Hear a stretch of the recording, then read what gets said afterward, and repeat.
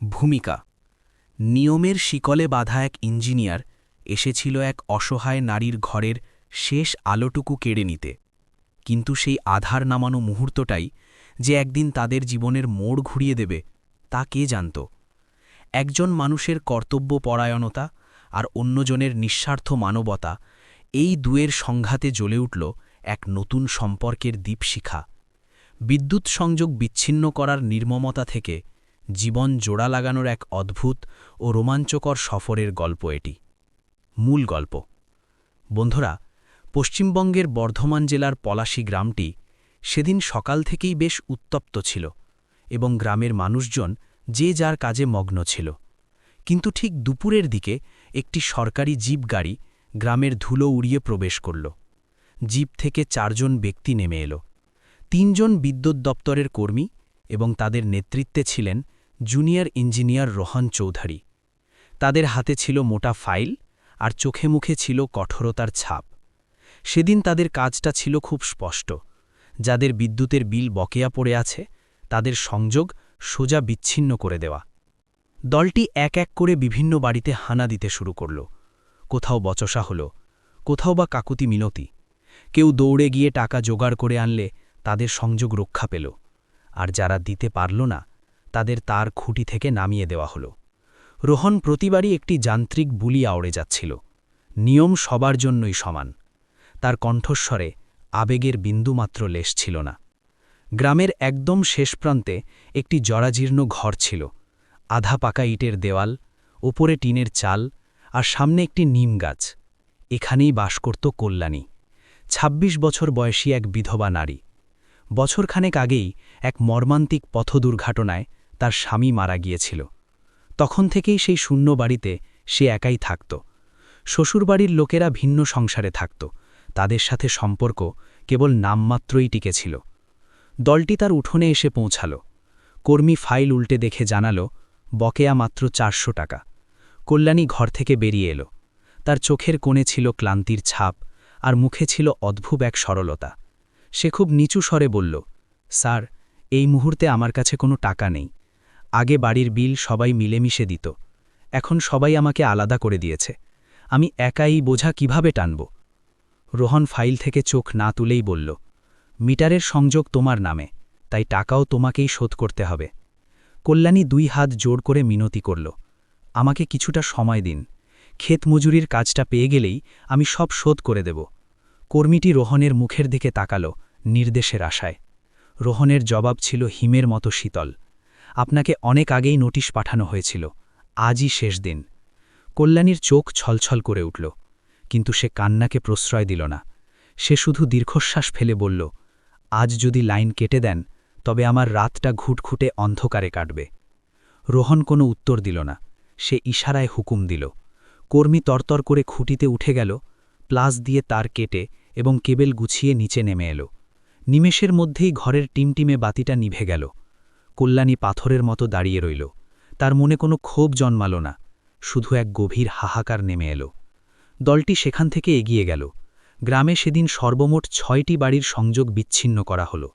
সূর্য ডুবতে শুরু করল। রোদ ম্লান হয়ে এলো, কিন্তু গ্রামের পরিবেশ ক্রমশ ভারী হয়ে উঠল। যাদের বাড়ির বিদ্যুৎ কাটা হয়েছিল তারা নিজেদের মধ্যে ফিসফিস করে সলা পরামর্শ করতে লাগল। কেউ বলল, এরা বড্ড বেশি বাড়াবাড়ি করছে। কেউ বলল, আমরা সবাই মিলে এর প্রতিবাদ করব। হঠাৎ গ্রামের অন্য প্রান্ত থেকে হৈহট্টগোল ভেসে এলো। বিদ্যুৎ দপ্তরের দলটি সেখানে পৌঁছতেই দেখল বেশ কিছু লোক জটলা পাকিয়েছে। কথা কাটাকাটি বাড়ল, গলার স্বর চড়ল। এক কর্মী রাগের মাথায় এমন কিছু বলে বসল যা উপস্থিত জনতার আঁতে ঘা দিল। ব্যাস, কথা আর মুখে রইল না, হাতাহাতিতে গড়িয়ে গেল। রোহন পরিস্থিতি শান্ত করার চেষ্টা করল, কিন্তু ততক্ষণে অনেক দেরি হয়ে গেছে। ভিড়ের মধ্য থেকে কেউ তার মোবাইল ফোনটা ছোঁ মেরে কেড়ে নিল। শুরু হয়ে গেল ধাক্কাধাক্কি। ভিড় ক্রমশ বেড়েই চলল। অবস্থা বেগতিক দেখে কর্মীরা পিছু হটতে শুরু করল।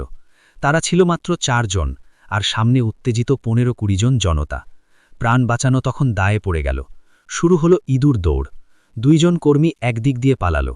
রোহন আর তার এক সহকর্মী অন্য দিক দিয়ে প্রাণপণে দৌড়াতে দৌড়াতে সরু গলির মধ্যে ঢুকে পড়ল। তাদের বুক ধরফর করছিল, শরীর দিয়ে দরদর করে ঘাম ঝরছিল। হঠাৎ দৌড়াতে দৌড়াতে সামনে সেই পরিচিত ঘরটিই চোখে পড়ল। কল্যাণীর ঘর। দরজাটা আধখোলা ছিল। রোহন কোনো কিছু চিন্তা না করেই সোজা ভেতরে ঢুকে পড়ল। তার সঙ্গীও পিছু নিল। কল্যাণী চমকে উঠে বলল, স্যার, কি হয়েছে? রোহন হাঁপাতে হাঁপাতে বলল, আমার একটা ফোন দরকার, পুলিশে খবর দিতে হবে। কল্যাণী প্রথমে ঘাবড়ে গেল, কিন্তু বাইরের চিৎকার শুনে সেও পরিস্থিতি হাঁচ করতে পারল। রোহন হাত জোর করে মিনতি করল, দয়া করে এখনই ফোনটা দিন। কল্যাণী এক মুহূর্তের জন্য ভাবল, এই সেই লোক, এই সেই কর্মী যাদের নিষ্ঠুরতার কারণে আজ তার ঘরের বাতি নিভে আছে। তবুও সে নিজের ফোনটা তাদের হাতে তুলে দিল। সে দ্রুত দরজা বন্ধ করে দিল, তাদের খাওয়ার জন্য এক গ্লাস জল দিল এবং হাত পাখা দিয়ে বাতাস করতে লাগল। রোহন পুলিশ এবং তার উপরতলার অফিসারকে ফোন করল। কিছুক্ষণের মধ্যেই পুলিশের গাড়ির সাইরেনের আওয়াজ শোনা যেতে লাগল। গ্রামে পুলিশ বাহিনী ঢুকে পড়ল। পরিস্থিতি ধীরে ধীরে নিয়ন্ত্রণে এলো। হাঙ্গামা করার দায়ে অনেককে আটক করা হলো। রাত হতে না হতেই খবর দাবানলের মতো ছড়িয়ে পড়ল। যাদের সংযোগ কাটা হয়েছিল তাদের নামের সাথে এফআইআরের তালিকায় কল্যাণীর নামও জুড়ে গেল।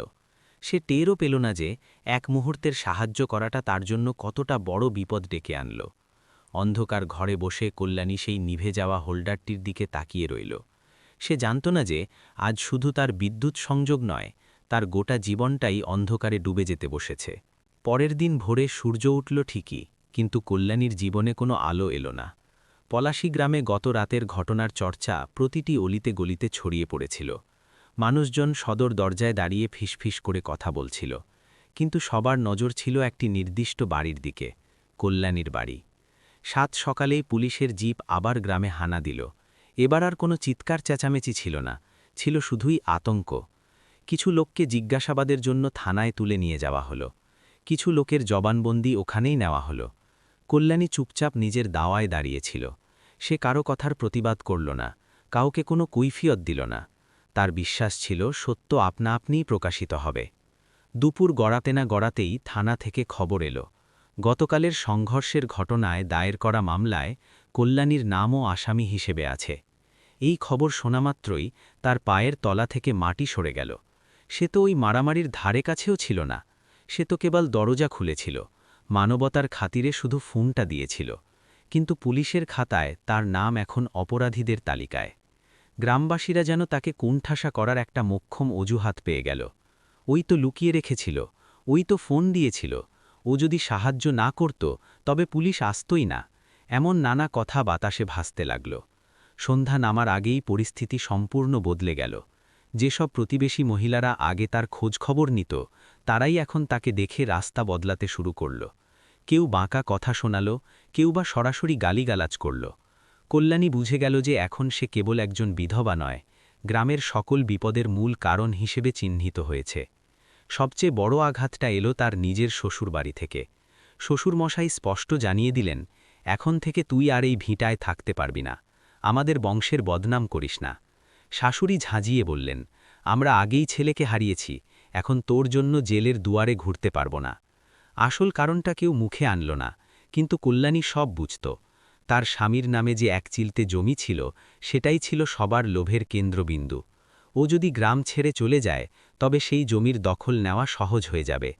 রাতে নিজের অন্ধকার ঘরে বসে সে সব কথা শুনল। প্রতিটি শব্দে ছিল বিষাক্ত ঘৃণা, প্রতিটি খোঁটায় ছিল স্বার্থপরতা। সে জীবনে প্রথমবার অনুভব করল যে তার বেঁচে থাকাটাই এখন সবার কাছে বোঝা হয়ে দাঁড়িয়েছে। পরবর্তী দিনগুলো তার জন্য আরও দুর্বিষহ হয়ে উঠল। তাকে থানায় হাজিরা দিতে হলো, তার জবানবন্দি নেওয়া হলো, সাদা কাগজে সই করানো হলো। সে বুঝতেই পারল না যে কোন ধারায় কি অভিযোগ লেখা হচ্ছে। শুধু তাকে জানানো হলো যে মামলাটি বেশ গুরুতর।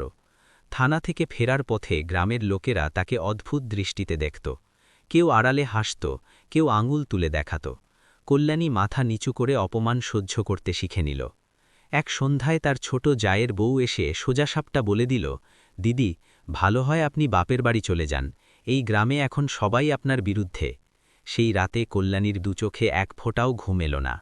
তার মনে হলো যদি সে আর এক মুহূর্তও এখানে থাকে, তবে যে কোনো দিন বড় কোনো বিপদ ঘটে যেতে পারে। ভয়টা এখন শুধু কলঙ্কের নয়, জীবনেরও ছিল। পরের দিন ভোরে সূর্য উঠল ঠিকই, কিন্তু কল্যাণীর জীবনে কোনো আলো এলো না। পরের দিন ভোরে সে তার বাবাকে ফোন করল। বাবার গলার স্বর শুনেই তার ধৈর্যের বাঁধ ভেঙে গেল। সে কান্নায় ভেঙে পড়ে সবকিছু খুলে বলল। বিদ্যুৎ বিভ্রাট, মারামারি, পুলিশ কেস আর সমাজের লাঞ্ছনা। বাবা শুধু ধীর স্থির গলায় বললেন, মা রে, তুই এখনই সব ছেড়ে আমাদের কাছে চলে আয়। কল্যাণী বিশেষ কিছু গোছগাছ করল না।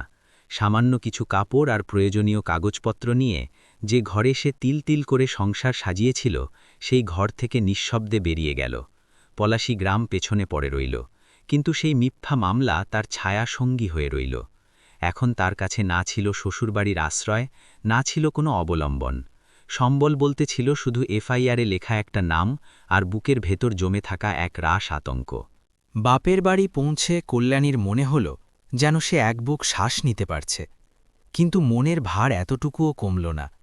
এই বাড়িটা তার নিজের, এখানকার প্রতিটি ধূলিকণা তার চেনা। উঠোনে সেই পুরনো পেয়ারা গাছটি এখনও সাক্ষী হয়ে দাঁড়িয়ে আছে। তবুও পরিবারের সবার দৃষ্টিতে ছিল হাজারো প্রশ্ন। কেউ মুখে কিছু না বললেও সেই নীরবতা অনেক কথা বলে দিচ্ছিল। মা চুপচাপ তার মাথায় হাত বুলিয়ে দিতেন, যেন মুখের কথার চেয়ে স্পর্শ দিয়েই মেয়েকে সাহস জোগাতে চাইতেন। বাবা ঘণ্টার পর ঘণ্টা চুপ করে বারান্দায় বসে তাকে দেখতেন।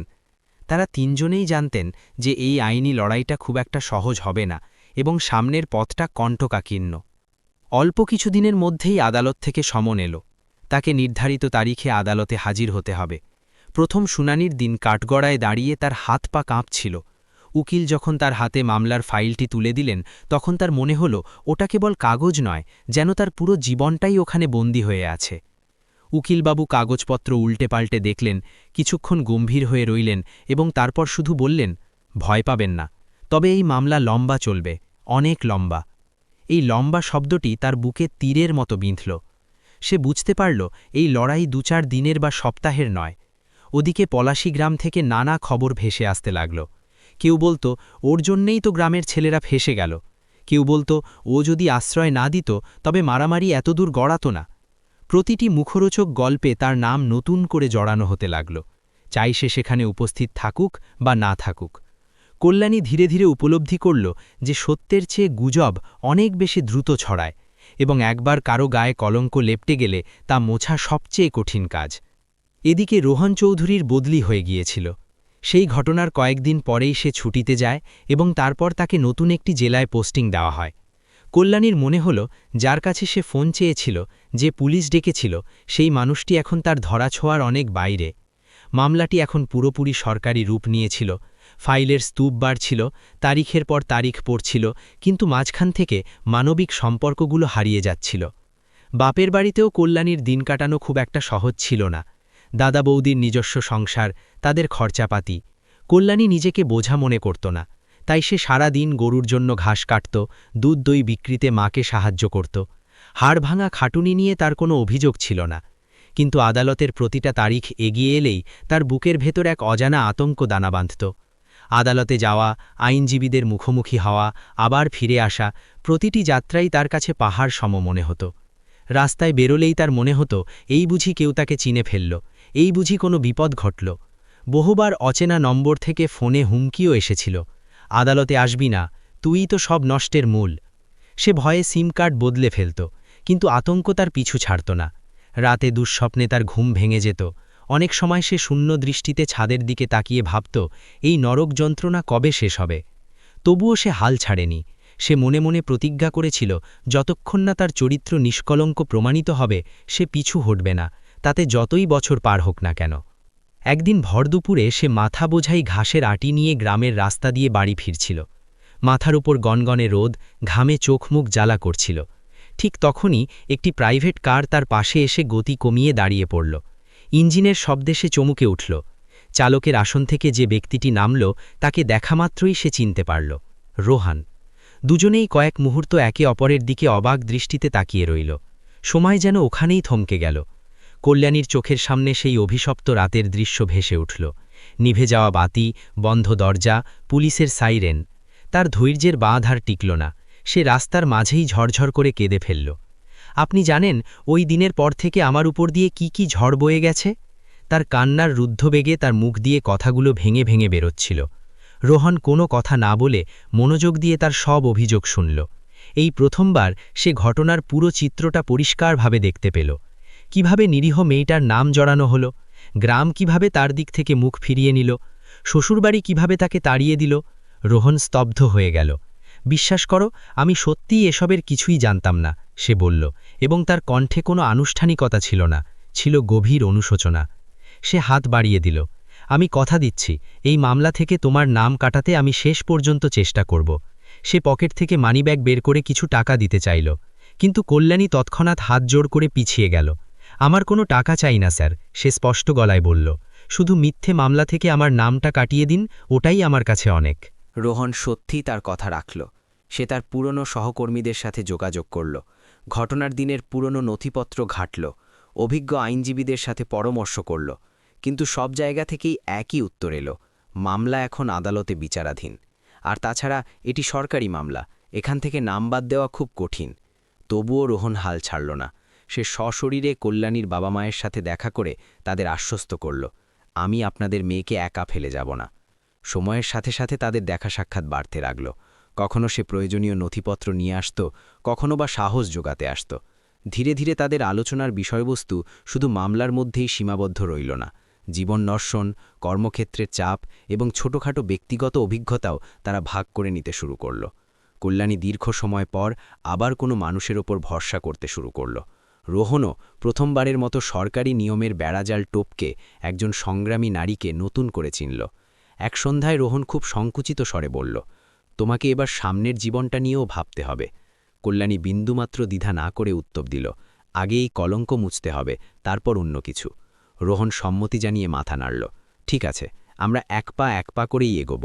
এবং সেই পথ চলায় দুজনেই পাশাপাশি ছিল, যেখানে ভয় পুরোপুরি কাটেনি ঠিকই, কিন্তু আশার আলো আবার উঁকি দিতে শুরু করেছিল। সময় তার নিজস্ব গতিতে এগিয়ে চলছিল, কিন্তু কল্যাণীর কাছে প্রতিটি দিন ছিল আগের মতোই ভারাক্রান্ত। আদালতের তারিখ আসত, আবার কোনো না কোনো কারণে পিছিয়ে যেত। প্রতিটা শুনানির আগে তার ভয় নতুন রূপ নিত, কখনো রাগে, কখনো অস্থিরতায়, কখনো বা গভীর হতাশায়। কিন্তু সেই ভয়ের তীব্রতা কখনো কমত না। সে এখন পাকাপাকিভাবে বাপের বাড়িতেই ছিল, তবুও তার মন কোথাও শান্তি পাচ্ছিল না। তার মনে হতো জীবনটা যেন একটা অন্ধ গলিতে এসে আটকে গেছে, যেখান থেকে আলো দেখা যাচ্ছে কিন্তু পৌঁছানো যাচ্ছে না। ওদিকে রোহন চৌধুরী সত্যিই আপ্রাণ চেষ্টা চালিয়ে যাচ্ছিল। তার প্রতিশ্রুতি কোনো ফাঁকা বুলি ছিল না। সে নিজের দপ্তরের পুরনো রেকর্ড রুম থেকে সেই দিনের রিপোর্ট বের করালো। ঘটনার পুঙ্খানুপুঙ্খ বিবরণ, অন্য কর্মচারীদের জবানবন্দি এবং এফআইআরের প্রতিটি লাইন সে আতশ কাচের মতো বিশ্লেষণ করে পড়ল। যতই সে গভীরে গেল, ততই তার কাছে পরিষ্কার হল যে কল্যাণীর নাম এই মামলায় জড়ানোর কোনো যৌক্তিকতাই ছিল না। সে তো দাঙ্গায় অংশ নেয়নি, বরং প্রাণ বাঁচিয়েছিল। এই সত্যটা অনেক জায়গায় পরোক্ষভাবে উল্লেখ ছিল, কিন্তু কেউ সেদিকে নজর দেওয়ার প্রয়োজন মনে করেনি। রোহন তার কিছু অবসরপ্রাপ্ত সিনিয়র অফিসারের সাথেও কথা বলল। তাদের উত্তর খুব একটা আশাব্যঞ্জক ছিল না। তারা বলল, বিষয়টা এখন আদালতের এখতিয়ারে, আইনি পথেই এর সমাধান খুঁজতে হবে। এই নিরুৎসাহমূলক কথা তাকে দমাতে পারল না। সে শহরের নামকরা এক আইনজীবীর সাথে দেখা করল। টেবিল জুড়ে ফাইল ছড়ানো ছিল। উকিল সাহেব অনেক ভেবেচিন্তে বললেন, সরাসরি নাম বাদ দেওয়া এই মুহূর্তে কঠিন, তবে আমরা অভিযোগের ভিত্তি দুর্বল করতে পারি। যদি সাক্ষীরা আদালতে দাঁড়িয়ে সঠিক সত্যটা বলে এবং পুলিশি রিপোর্টের অসঙ্গতিগুলো তুলে ধরা যায়, তবেই সুরাহা মিলবে। রোহন এই সম্ভাবনার কথা কল্যাণীকে জানাল। এটা শুনে সে প্রথমবারের মতো একটু স্বস্তির নিঃশ্বাস ফেলল। তার কণ্ঠে ভয় তখনও ছিল, কিন্তু তার সাথে মিশেছিল বাঁচার আকুতি। তার মানে আমি কি পুরোপুরি ফেসে যাইনি? সে ভীত সন্ত্রস্ত হয়ে জিজ্ঞাসা করল। না, রোহন দৃঢ় কণ্ঠে বলল, কিন্তু এই লড়াইটা আমাদের লড়তে হবে শেষ পর্যন্ত। এরপর থেকে তাদের দুজনের কথোপকথন আর শুধু মামলার জটিলতায় আটকে থাকল না। কখনো রোহন জিজ্ঞাসা করত, আজ সারাদিন কি করলে? কল্যাণী সহজ সরল উত্তর দিত, মায়ের সাথে পিঠা বানালাম, উঠোন পরিষ্কার করলাম। রোহন মুগ্ধ হয়ে শুনত। সে ধীরে ধীরে অনুভব করল কত নীরবে এই মেয়েটি সব সহ্য করে যাচ্ছে। কারো কাছে কোনো অভিযোগ নেই, কারো ওপর বোঝা হওয়ার গ্লানি নেই। কয়েক সপ্তাহ পর এক গুরুত্বপূর্ণ শুনানির দিন রোহনও আদালতে উপস্থিত হল। সে তার অফিসিয়াল ইউনিফর্মে ছিল না, সাধারণ পোশাকে এসেছিল। কল্যাণী তাকে ভিড়ের মধ্যে দেখে চমকে গেল। আপনি এখানে কেন এসেছেন? রোহন শান্ত অথচ দৃঢ় স্বরে বলল, আজ আমি কোনো অফিসার হিসেবে আসিনি, একজন মানুষ হিসেবে এসেছি, সত্যের পক্ষে দাঁড়াতে। সেদিন আদালতের পরিবেশটা ছিল অন্যরকম। রোহনের প্রচেষ্টায় কিছু সাক্ষী তাদের পুরনো মিথ্যে জবানবন্দি থেকে সরে এলো। কেউ কেউ সাহস করে সত্যিটা বলল যে কল্যাণী ওই মারামারির সময় ঘটনাস্থলে উপস্থিতি ছিল না। মামলাটি সেদিনই শেষ হলো না, কিন্তু বিচারক নথিপত্র দেখে মন্তব্য করলেন, এই ঘটনায় উক্ত মহিলার সম্পৃক্ততা সন্দেহজনক মনে হচ্ছে এবং তার বিরুদ্ধে আনা অভিযোগের কোনো প্রত্যক্ষ প্রমাণ নেই। এটি ছিল মাত্র একটি বাক্য, কিন্তু কল্যাণের কাছে তা ছিল মুক্তির বার্তার মতো। তার মনে হলো যেন তার বুকের উপর থেকে হাজার মনের পাথর নেমে গেছে। এই খবর বাতাসের বেগে পলাশী গ্রামে পৌঁছালো। যারা তাকে নিয়ে কটু কথা বলতো তাদের গলার স্বর এবার নিচু হলো। অবশ্য কিছু নিন্দক তখনও চুপ হলো না। শ্বশুরবাড়ির লোকেরা আর কোনো যোগাযোগ করার সাহস পেল না। সম্ভবত তারাও বুঝে গিয়েছিল যে মিথ্যে অপবাদ দিয়ে আর সুবিধা করা যাবে না। এরই মধ্যে রোহনের সাথে তার পরিবারের ঘনিষ্ঠতা বাড়ল। সে কখনো একা আসত, কখনো তার বাবা মায়ের কথা গল্প করত। তাদের সম্পর্কটা এখন অনেক বেশি সহজ ও স্বাভাবিক হয়ে উঠছিল। একদিন রোহন হঠাৎ বলল, আমার বাবা মা তোমার সাথে দেখা করতে আগ্রহী। কল্যাণী ভয়ে কুঁকড়ে গেল। কেন? তারা কি সব জানেন? রোহন সরাসরি উত্তর দিল না, শুধু বলল, তারা তোমাকে মানুষ হিসাবে জানতে চান। এক রবিবার সকালে সে কল্যাণীকে নিয়ে শহরের উপকণ্ঠে তাদের বাড়িতে গেল। বাড়িটি খুব আভিজাত্যপূর্ণ না হলেও সেখানে ছিল রুচিশীলতার ছাপ। সাজানো গোছানো বাগান, পরিচ্ছন্ন বসার ঘর, ভেতরে এক বয়স্ক দম্পতি বসেছিলেন। তারা কল্যাণীকে দেখামাত্রই স্নেহের হাসি হাসলেন। রোহনের মা বললেন, এসো মা, বসো। সেই সম্বোধনে কল্যাণী এক অদ্ভুত মায়া অনুভব করল। সেখানে তার অতীত জীবন, তার সংগ্রাম, তার ভালো লাগা মন্দ লাগা নিয়ে কথা হলো। কেউ সেই অভিশপ্ত মামলার কথা তুলল না, কেউ সন্দেহের দৃষ্টিতে তাকাল না। বিদায়বেলায় রোহনের মা তার মাথায় হাত রেখে বললেন, তুমি খুব সাহসী মেয়ে মা। ফেরার পথে কল্যাণী গাড়িতে জানলার দিকে তাকিয়ে চুপ করে রইল। তার চোখ ভিজে উঠেছিল। কিছুক্ষণ পর সে ফিসফিস করে বলল, ওনারা সত্যি খুব ভালো মানুষ। রোহন তখন আলতো করে বলল, যদি আমি বলি এই মানুষগুলোই সারা জীবনের জন্য তোমার আপন হতে চায়? কল্যাণী চমকে তার দিকে তাকালো, কিন্তু কোনো কথা বলতে পারল না। তার বুকের ভেতরটা তোলপাড় হতে শুরু করল। কিছুদিন পর রোহন আর কোনো ভনিতা না করে মনের কথাটি বলে দিল, আমি তোমাকে বিয়ে করতে চাই কল্যাণী। কল্যাণী দীর্ঘক্ষণ কোনো উত্তর দিল না।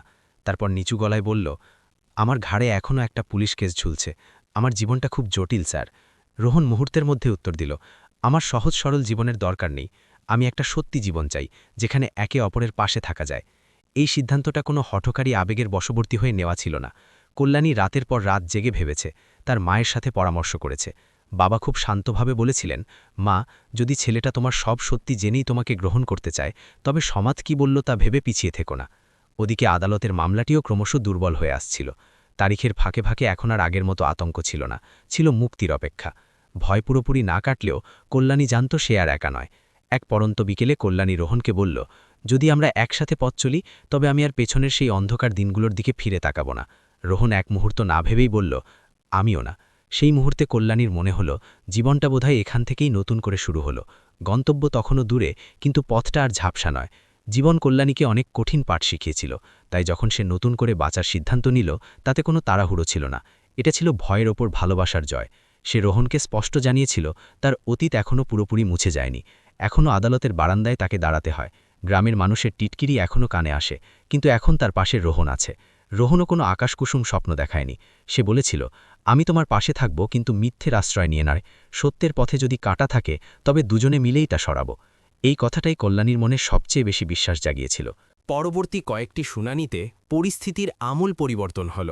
যারা আগে তার বিরুদ্ধে মিথ্যা অভিযোগ এনেছিল, তারা জেরের মুখে ভেঙে পড়ল।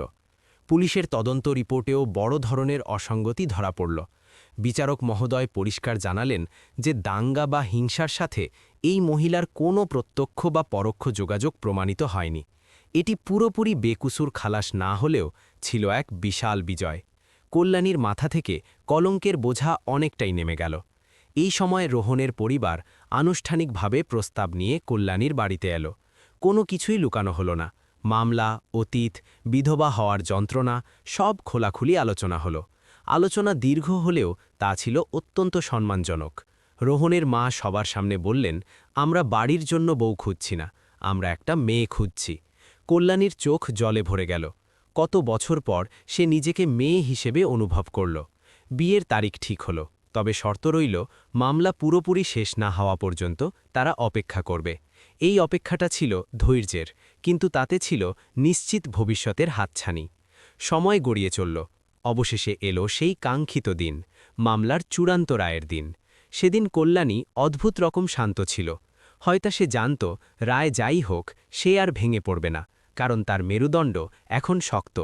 বিচারক রায় ঘোষণা করলেন, উপযুক্ত প্রমাণের অভাবে কল্যাণী দেবীর বিরুদ্ধে আনা সমস্ত অভিযোগ খারিজ করা হল এবং তাকে এই মামলা থেকে সসম্মানে অব্যাহতি দেওয়া হল।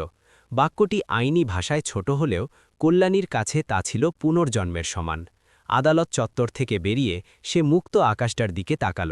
তার মনে হল আজ সে সত্যি প্রাণ ভরে নিঃশ্বাস নিতে পারছে। কয়েক মাস পর খুব ছিমছাম আয়োজনে তাদের বিয়ে হল।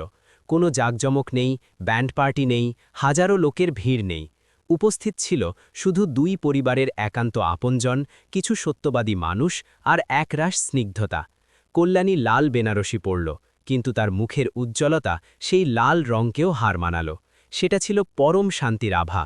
রোহন যখন তার হাত ধরল তখন তাতে কোনো আধিপত্য ছিল না, ছিল আজীবন পাশে থাকার নীরব প্রতিজ্ঞা। বিয়ের পর কল্যাণী আর পলাশী গ্রামের দিকে ফিরেও তাকাল না। সে জীবনের অভিজ্ঞতায় শিখেছিল সব ঠিকানায় বারবার ফিরে যেতে নেই, কিছু দরজা চিরতরে বন্ধ করে দেওয়াই মঙ্গলের। সে এক নতুন শহরে নতুন সংসারে তার জীবন শুরু করল। ছোটখাটো কাজ, সংসারের মায়া আর নিজের জন্য একটু ব্যক্তিগত সময়, এসবই এখন তার পৃথিবী।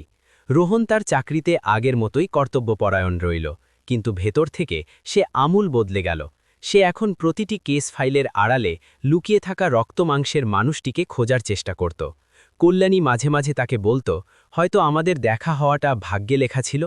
রোহন হেসে উত্তর দিত, হয়তো। সে জানত জীবন সরল রেখায় চলে না, তার গতিপথ বড়ই বিচিত্র। মাঝে মাঝে বিকেলে তারা দুজনে বারান্দায় বসে চা খায়। কল্যাণী দূর আকাশের দিকে তাকিয়ে আনমনে বলে, যদি সেদিন আমি রাগের বশে দরজাটা বন্ধ করে দিতাম। রোহন চায়ের কাপে চুমুক দিয়ে বলে, তাহলে হয়তো আমরা দুজনেই জীবনের সবচেয়ে বড় শিক্ষাটা থেকে বঞ্চিত হতাম। এই গল্পটা কোনো রূপকথা নয়, এতে কোনো অতিমানবীয় নায়ক বা নিষ্ঠুর খলনায়ক নেই। আছে শুধু পরিস্থিতি, কঠিন কিছু সিদ্ধান্ত আর তার সুদূর প্রসারী প্রভাব। একটা ছোট সংঘাত জীবনকে যেমন তছনছ করে দিয়েছিল, তেমনি আবার নতুন করে গড়েও দিল। যদি সেদিন ভয়ে জিতে যেত, তবে এই সুন্দর অধ্যায়টা কোনো দিনই লেখা হতো না। এখন কল্যাণী জানে, মানুষের পরিচয়ে কোনো একটা দুর্ঘটনা দিয়ে হয় না। পরিচয় তৈরি হয় প্রতিদিন সকালে উঠে সঠিক এবং মানবিক সিদ্ধান্ত নেওয়ার মাধ্যমে। সে তার জীবনকে নতুন করে লিখেছে, কোনো আর্তনাদ ছাড়া, কোনো অভিযোগ ছাড়া। আর এটাই তার জীবনের সবচেয়ে বড় বিজয়। বন্ধুরা, এই গল্পটি আমাদের হৃদয়ের গভীরে শুধু একটি সত্যই গেঁথে দেয়, বিপদ কখনো আগাম বার্তা দিয়ে আসে না, কিন্তু মানুষের আসল চরিত্র চেনা যায় সেই বিপদের মুহূর্তেই। কল্যাণী কোনো ভুল করেনি, তবুও তাকে সবচেয়ে চড়া মূল্য দিতে হয়েছে। আর রোহন প্রমাণ করেছে যে উদ্দেশ্য যদি সৎ থাকে, তবে সরকারি ব্যবস্থার ভেতরে থেকেও মানবিকতা রক্ষা করা সম্ভব। বন্ধুরা, এবার যারা নিজেকে প্রশ্ন করুন, সেদিন যদি কল্যাণী দরজা বন্ধ করে দিত, তবে সেটা কি ন্যায় হতো নাকি অন্যায়? আর রোহন যদি নিজের ভুল শুধরানোর চেষ্টা না করত, তবে কি সত্য কখনো দিনের আলো দেখত? সবচেয়ে বড় প্রশ্ন হল, আজও কি আমাদের সমাজে যে মানুষটি বিপদে সাহায্যের হাত বাড়ায়, তাকেই কি সবার আগে সন্দেহের কাঠগড়ায় দাঁড় করানো হয় না? আর ভবিষ্যতে যদি আপনার সামনে এমন কোনো পরিস্থিতি আসে, তবে আপনি কি ভয়ের কাছে মাথা নত করবেন নাকি সত্যের হয়ে লড়বেন? কমেন্টে আপনার মতামত আমাদের জানান। কল্যাণীর জায়গায় আপনি থাকলে কি করতেন, এবং রোহনের সিদ্ধান্ত আপনার কাছে কতটা সঠিক মনে হয়েছে? আর যদি এই জীবনের গল্পটি আপনার মনকে স্পর্শ করে থাকে, তবে ভিডিওটিতে লাইক দিন। আমাদের চ্যানেল এবং গল্পটি এখানেই থামিয়ে দেবেন না, এটি ছড়িয়ে দিন সবার মাঝে, কারণ আপনার শেয়ার করা এই গল্প হয়তো অন্য কাউকে সত্যের পথে অবিচল থাকার সাহস যোগাবে। দেখা হবে পরের কোনো গল্পে, ততক্ষণ নিজের এবং প্রিয়জনের খেয়াল রাখুন।